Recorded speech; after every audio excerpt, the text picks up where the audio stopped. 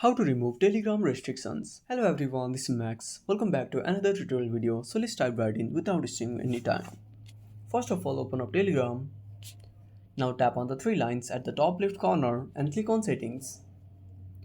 Now scroll down and click on ask a question. Now tap on ask a volunteer. Now tap on start. Now click on I want to report a problem. Now select I have a problem with my account.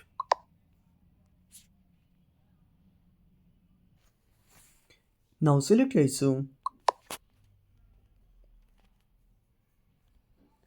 Now this process will check restrictions on your account.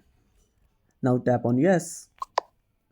Now describe your issue and click on send and wait for some time until Telegram support team will contact you. So that's it. Thanks for watching. Thanks for watching and make sure to subscribe our channel and hit the bell icon. This is Max signing off until next time.